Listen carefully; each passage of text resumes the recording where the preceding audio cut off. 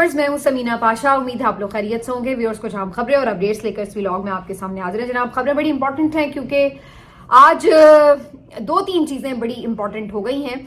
एक तो जनाब ये चीज के अमेरिका से एक बड़ी खबर आ चुकी है जिसकी वजह से पीटीआई के हौसले काफी बुलंद हो चुके हैं। क्यों, आपके सामने अभी वजह रखते हैं।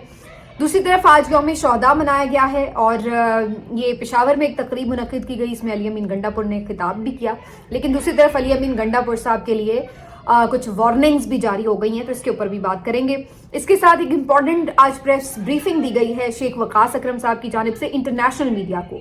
ये भी बड़ा इंपॉर्टेंट है क्योंकि बड़े देर से ये कहा जा रहा था कि पीटीआई के लोगों को चाहिए कि इंटरनेशनली लोगों को एंगेज करें और इंटरनेशनल मीडिया पर सारी ब्रीफिंग्स 26 नवंबर के हवाले से दें। तो ये भी आज हुआ है। और तीसरा, मरियम नवाज साहिबा का जो दौरा है वो मुकम्मल हो गया, तो वो चाइना से वापस आ गई हैं। तो काफी कुछ है इस व्लॉग में। आपसे रिक्वेस्ट है कि चैनल को सब्सक्राइब कर लें अगर अभी तक सब्सक्राइब नहीं किया। तो बात का आगाज करते हैं जी अमेरिका से। अमेरिका से एक बड़ी खबर आ चुकी है, पाकिस्तान धमाकेदार किस्म की, तूफानी किस्म की खबर। और यकीनी तौर पर इस रजीम के लिए ये एक काफी परेशान कुन खबर शुरू हो चुकी है।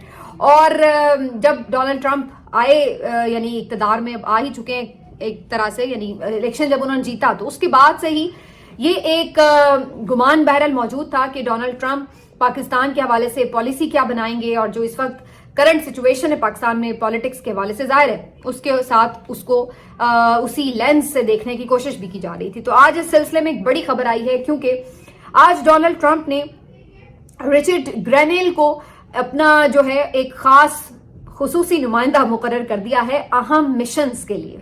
ठीक है जी। और उन्होंने इसकी बाकायदा ट्वीट भी कर दी है। अब ये रिचर्ड ग्रेनेल जो है ये कौन है और ये क्यों इतने इंपॉर्टेंट हैं, ये मैं आपके सामने सिर्फ दो तीन चीजें रख देती हूँ। एक तो पहली बात ये कि ये साबिक इंटेलिजेंस चीफ हैं, तो ये इस लिहाज से काफी इंपॉर्टेंट पोजीशन अमेरिकन के लिए भी है। दूसरी जो बात है कि ज़ाहिर अगर आप इंटेलिजेंस चीफ हैं तो इसका मतलब है कि जो मुख्तलिफ ममालिक में आपके खास तौर पर इंटेलिजेंस और उससे रिलेटेड मामलात हैं उसके ऊपर आपकी एक कमांड भी होती है और आपकी एक नजर भी होती है। जो ज्यादा अहम बात है जो इस वक्त पीटीआई के लिए काफी खुशकुन बनी हुई है वो ये है कि इन्हीं रिचर्ड ग्रेनेल साहब ने चंद हफ्तों पहले, चंद दिनों पहले कुछ ट्वीट्स बड़े अहम किए जिसकी वजह से उनका एक वाज़ेह झुकाव इमरान खान की तरफ नजर आता है।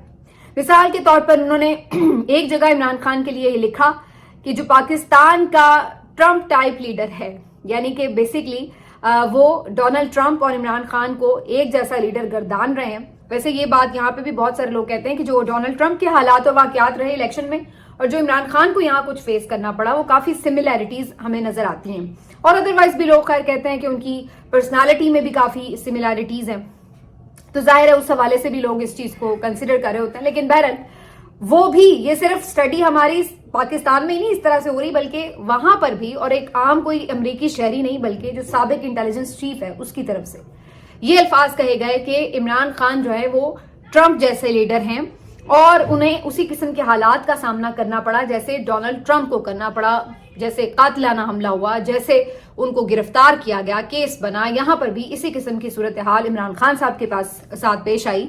तो उन्होंने भी उनको इसी तरह से कंपैरिजन उनका पैरेलल ड्रॉ किया है। और फिर उसके बाद उसी ट्वीट में वो ये भी कहते हैं कि उनके साथ जो मामलात हो रहे हैं वो बज़ाहिर पॉलिटिकल सियासी इंतकामी कार्रवाई के हो रहे हैं। तो फिर साथ ही वो उसी ट्वीट में लिखते हैं कि दुनिया भर में कहीं पर भी इंतकामी कार्रवाइयां नहीं होनी चाहिए। तो उन्होंने उसमें बड़ा वाज़ेह अल्फाज कहे कि यानी एक तरह से दो तीन बातें इस ट्वीट से अहम साबित हो जाती हैं कि एक तो ये कि वो ये समझते हैं कि इमरान खान साहब को सियासी इंतकामी कार्रवाई का निशाना बनाया जा रहा है, कोई उनके खिलाफ जेन्युइन केसेस नहीं है। दूसरा जो एक अहम उनका नुक्ता है वो ये कि डोनाल्ड ट्रंप जैसा उन्हें करार दे रहे हैं, मतलब वो उनके बारे में पूरी जो उनकी स्ट्रगल है इस वक्त के जो हालात वाकयात है उनसे बाखबर है। तीसरी जो इंपॉर्टेंट बात है वो ये कि वो ये समझते हैं कि ये जो सारी इंतकामी कार्रवाइयों का सिलसिला ये बंद होना चाहिए, इसके हवाले से उनकी अहमियत है। तो ये तीन बातें उनकी सिर्फ एक ट्वीट में ही वाज़ेह हो जाती हैं। खैर, जब उन्होंने ये ट्वीट की थी उस वक्त उन्होंने ये अभी ओहदे के हवाले से कंसिडर नहीं किया गया था, डोनाल्ड ट्रंप का ये ट्वीट अभी नहीं आया था कि उन्हें बनाया जा रहा है कुछ। तो इस लिहाज से एक साबिक इंटेलिजेंस चीफ की हैसियत से तो उस वक्त की भी उनकी इस ट्वीट की अहमियत थी, लेकिन अब इस ट्वीट की अहमियत कई गुना बढ़ चुकी है क्योंकि अब वो बाकायदा एडमिनिस्ट्रेशन का एक हिस्सा बन जाएंगे जनवरी में। दूसरी जो इम्पोर्टेंट उन्होंने एक और ट्वीट की है वो भी बड़ी मजेदार है, और उस ट्वीट में तो बाकायदा उन्होंने लिखा कि रिलीज इमरान खान, सिर्फ इतनी ट्वीट थी कि रिलीज इमरान खान। तो वो तो ऑलरेडी एक तरह से दबाव डाल चुके हैं कि जनाब इमरान खान को रिलीज किया जाए।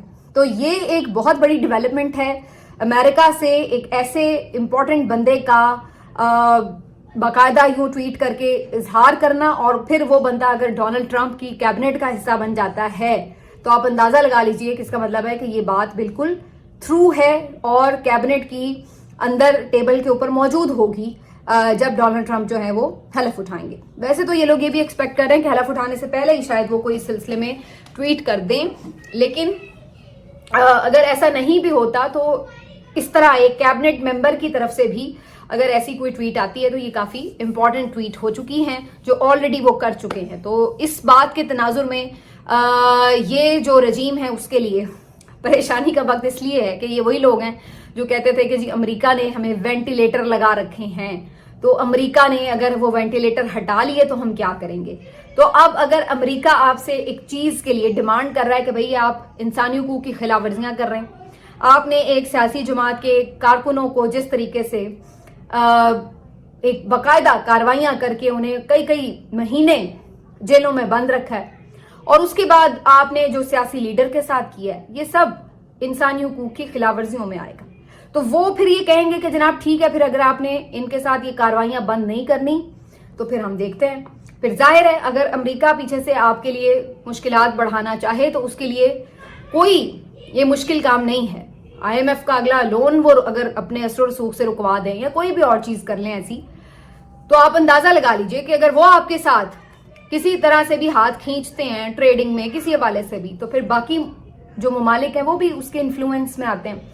और आपको पता है सऊदी अरेबिया हो, बाकी जो गल्फ कंट्रीज हैं वो भी डायरेक्टली इस चीज से इंटरलिंक्ड हैं। तो ये इतना आसान नहीं है कि पाकिस्तान इस बात को इग्नोर करके कहे कि चलो जी कहता है अमेरिका तो कहता है फिर जी हमारी जूती को भी परवाह नहीं है। तो ये आप बढ़के मार जरूर सकते हैं टीवी पे बैठ के, लेकिन हकाइक इसके बरक्स हैं। आपके लिए इतना आसान नहीं है कि आप इन चीजों को इग्नोर कर दें। तो आपकी मईशत कैसे चले, क्योंकि आपका प्रॉब्लम क्या है कि आप फाइनेंशियली सिक्योर मुल्क नहीं है।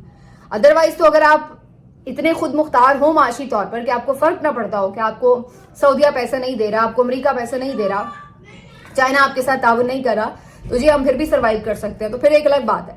लेकिन जब आप माशी तौर पर दूसरे ममालिक के ऊपर डिपेंडेंट हैं तो इसका मतलब है कि आपको उनकी बात भी सुननी पड़ती है।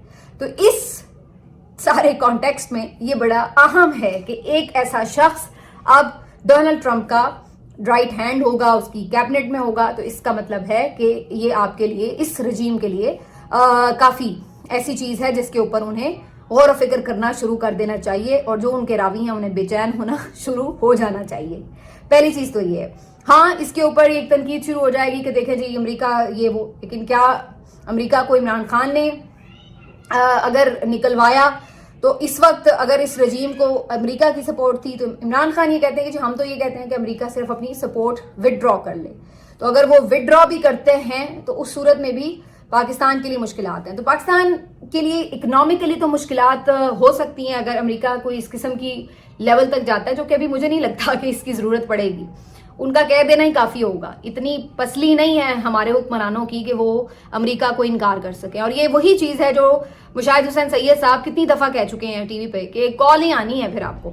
देखिए मुशर्रफ के दौर में आपने देखा था ना, एक अमेरिकी सेक्रेटरी की कॉल आई थी और एक फोन कॉल के ऊपर उन्होंने अपने आप को पूरा अमेरिकी जंग का ईंधन बनाया और हम पूरे उस जंग का हिस्सा बन गए थे। तो ठीक है, आपके हुक्मरानों में इतना दिलगुर्दा नहीं है कि आप स्ट्रेट अवे अमेरिका को मना कर दें। वैसे वो दिलगुर्दा सिर्फ एक इमरान खान का ही था जिसने एब्सोल्युटली नॉट बोल दिया था, बाकी इनमें किसी में इतनी पावर है नहीं।